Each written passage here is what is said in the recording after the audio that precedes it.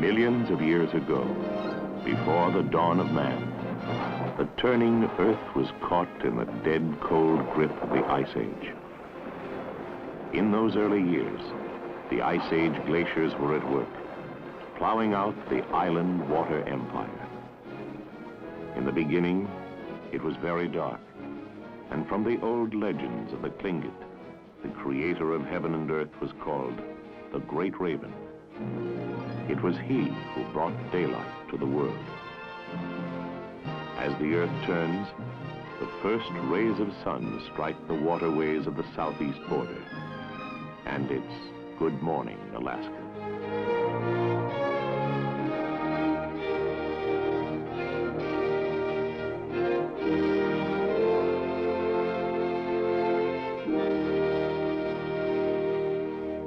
In time, the Ice Age retreated, leaving what is now the Southeast Archipelago, the green necklace of the great land.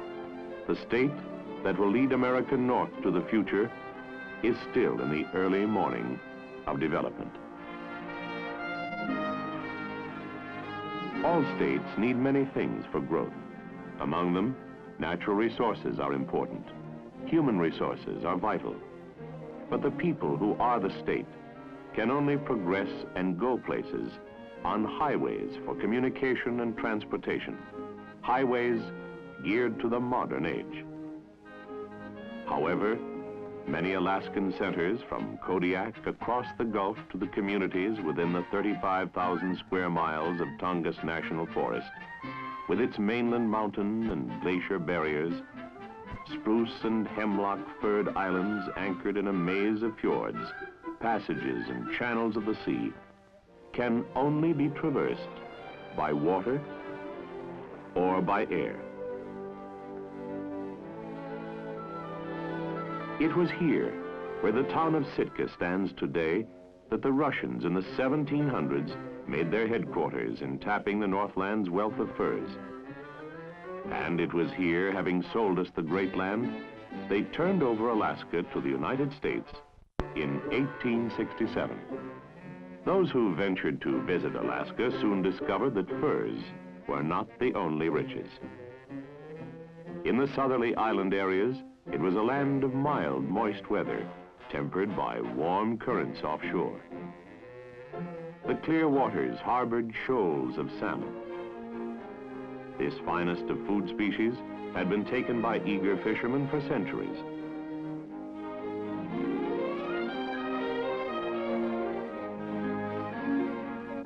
And the wealth of forests had already supplied timber for the first lumbermen. And those who came after them and produced finished boards for house construction and works of art. Today, the history and culture of Alaska is best told by the carving on the early day totem poles. Within a few years, canning and lumbering centers had grown up in the island empire. But there was one thing all these older communities had in common. From Kodiak across the Gulf to Ketchikan, Petersburg, Wrangell, Sitka, and even at the first gold center, Juneau, which became Alaska's capital in 1906, they were isolated by mainland mountain barriers and winding passages of the sea. There was a real need for some modern method to span long stretches of water and then connect to the land.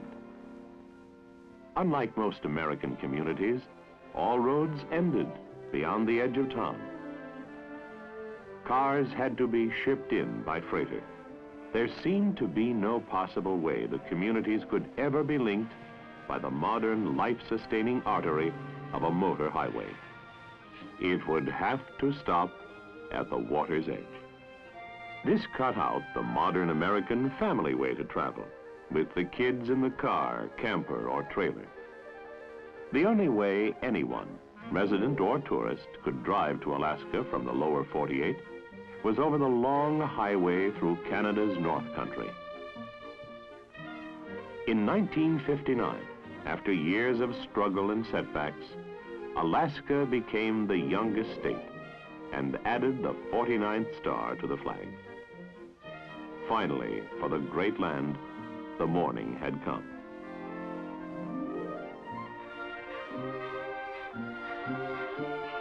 The signal had been given to go for progress. Now more than ever, a highway that could continue land routes over the water was a necessity. The forerunner of what was to be a solution to the problem was a little, unimpressive ferry called the Chilkat. One thing about it, with a limited cargo of passengers and vehicles, it did provide a limited road from Juneau up the Lynn Canal to Haines. From there, people, as they do today, could drive through a corner of Canada to the vast body of mainland Alaska.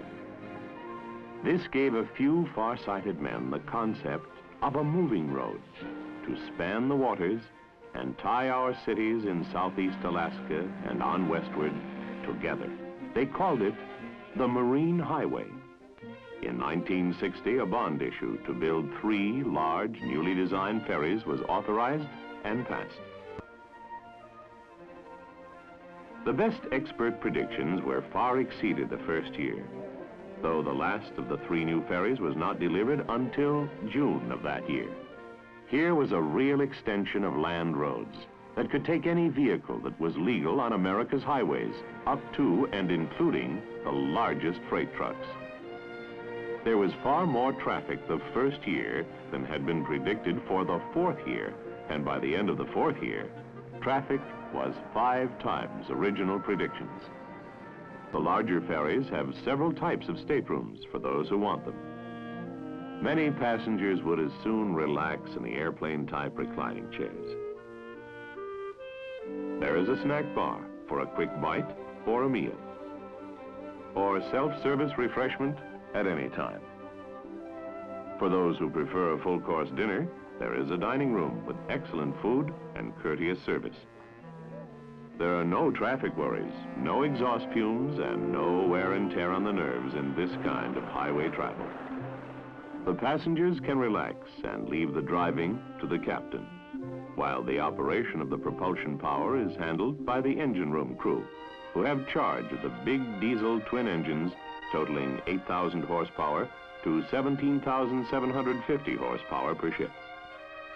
The horsepower that makes it possible for traffic to smoothly move while the cars are safely parked and the motorists enjoy life. There is even Forest Service personnel aboard in the summer to help acquaint newcomers with the great land. Leaving Seattle in summer, Alaska-bound passengers are advised to make ferry reservations for their cars. In fact, the entire system is on a full reservation basis, except for the foot passengers. This goes for Alaska residents as well, who are on their way home after pleasure or business in the lower 48.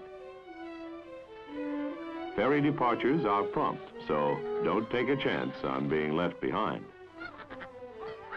Beginning in late fall, residents of Alaska are not traveling as often, and there is more space for the growing winter and early spring tourist traffic, which takes advantage of southeast Alaska's mild weather and the scenic interior. On the inside passage, you are never out of sight of land and the most spectacular scenery in the world. Once across the border into U.S. waters, the ferry is in Tongass National Forest, maintained forever for the benefit of the original inhabitants.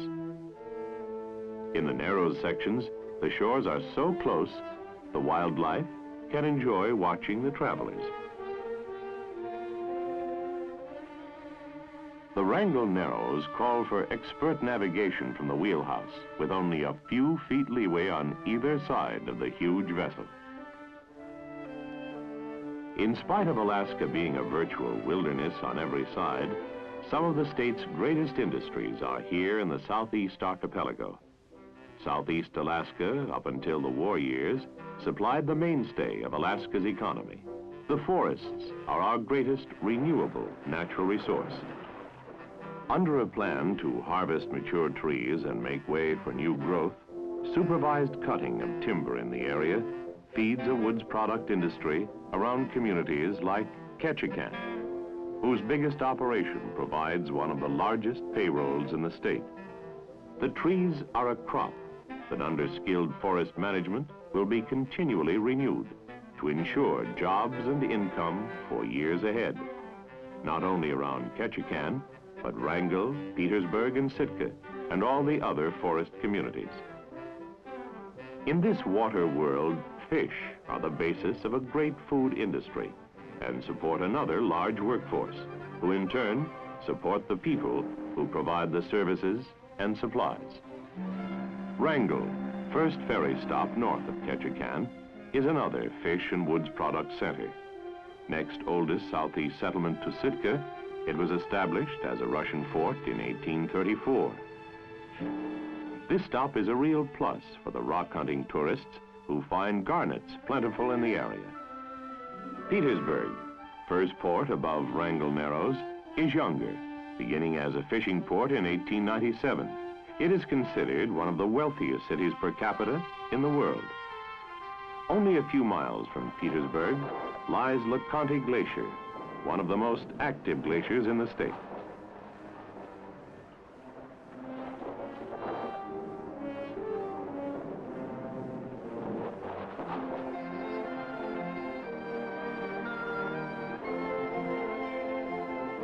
Juneau, at the foot of a towering mountain complex, is America's most scenic state capital. Gold was discovered here in 1880, but the mines have long been idle, though one is still a tourist attraction. Other attractions are the Capitol and the Governor's Mansion, dating from 1912.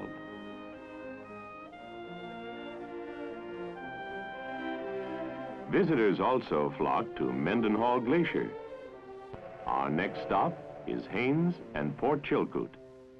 This is a center of native culture, and the Chilkat Indian dancers are world famous.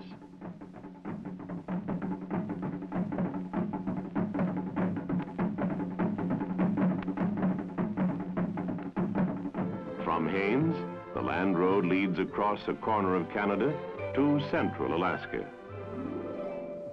Farthest north ferry stop is Skagway. This was the gateway to the gold rush to Canada's Klondike. Gold seekers left here for the famed Chilkoot Pass, but the days of old are relived for the tourist in the summer-long Trail of 98 pageant.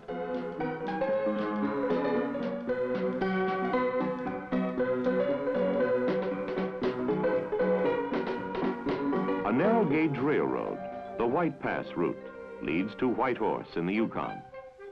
Today, mineral concentrates from Canada provide heavy freight for this route. Over this railroad, or the highway to Haines, Alaskans from Fairbanks or Anchorage can come south to explore the Green Islands and the historic and scenic towns of the Southeast Archipelago, as well as their state capital. Since the coming of the Marine Highway, the road for the people of Southeast no longer ends a few miles out of town. In the family car or camper, they can take off over the water for any destination that can be reached by road in Alaska or all of North America. Residents or out-of-state visitors can travel the Southeast Panhandle in their own vehicles for sightseeing, for camping, for fishing, or business. They can go on to the mainland of Alaska by way of the Haines Road to Tok Junction and swing north to Fairbanks or south to Anchorage. From these cities, they can make a relatively inexpensive air excursion to the Arctic or drive to the scenic wonderland of Mount McKinley National Park. Here they will find that the original inhabitants have learned to tolerate human visitors.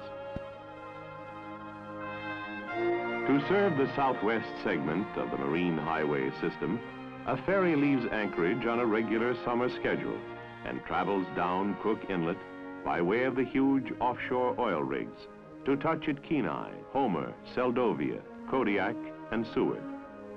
The motor vessel Tustumena has a unique built-in elevator that makes possible the handling of vehicles at any port in any tide condition.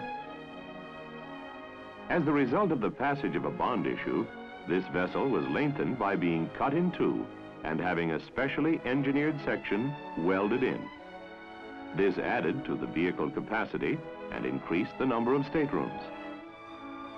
The Tustumena serves the workforce of the oil industry centered around Kenai, the Kenai Peninsula, and Homer, a fishing and farming community.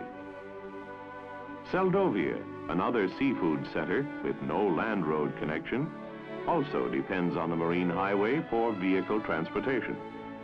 From here, the overwater artery runs to Kodiak Island, the land of the giants. In the wilds beyond town is the Kodiak bear, largest carnivorous animal alive. From the sea comes another giant, the king crab. Kodiak, of course, is the king crab capital of the world.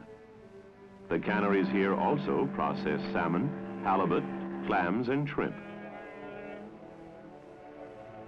From Kodiak, the ferry moves north to Seward. This harbor, ice-free in winter, is Tustumena's home port. Seward is connected to Anchorage and Fairbanks by land highway and by the Alaska Railroad.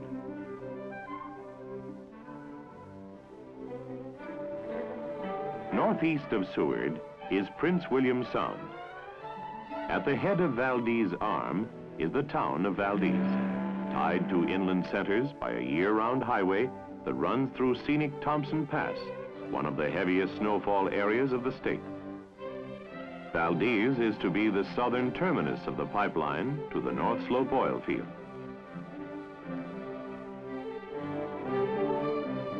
At opposite ends of the sound are Cordova and Whittier. They are connected to the land road at Valdez by a smaller segment of the marine highway, the motor vessel E.L. Bartlett.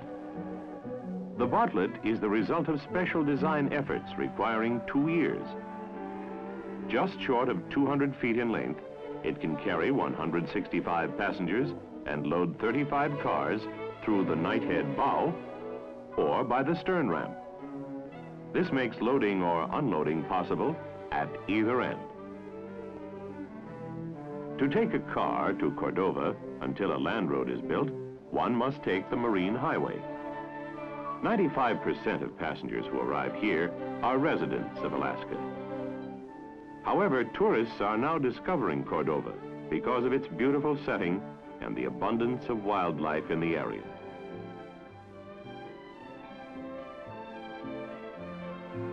The water route from Whittier to Valdez is 95 miles, 400 by land road. To residents of Anchorage, the weekend circle tour is popular. Drive to Whittier with a short section of the trip aboard Alaska Railroad cars. The Bartlett to Valdez.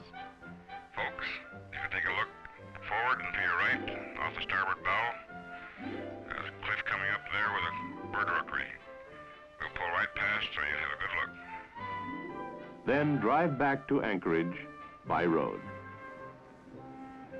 But whether on business, pleasure, or honeymoon, the marine highway makes the Prince William Sound trip easy, and passengers enjoy one of the greatest cruises on Earth as they relax. There is wildlife ashore. The valleys are filled with moose, the rivers with fish. And high above in the lofty crags lives the mountain goat, most sure-footed of all animals. There is sea life in the blue-green waters of the Sound, from sea lions to leaping whales. But creeping rivers of prehistoric ice provide the greatest spectacle of all, especially the Columbia Glacier, where skyscraper-sized monoliths crack off and collapse from the ice cliff in splintering thunder.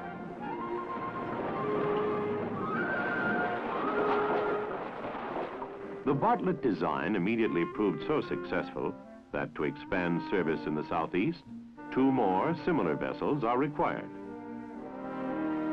The state of Alaska is working on extending the marine highway through bond issues authorized by the legislature in Juneau. By the latter part of the 1960s, there was a real need for far-sighted planning that would further provide a water road network to tie all segments of the great land together. At the same time, planning that will provide for the future flow of traffic that already has passed all predictions and expectations. The important role of the marine highway system for all Alaskans was best emphasized by Governor Keith H. Miller. Alaskans have always faced transportation problems.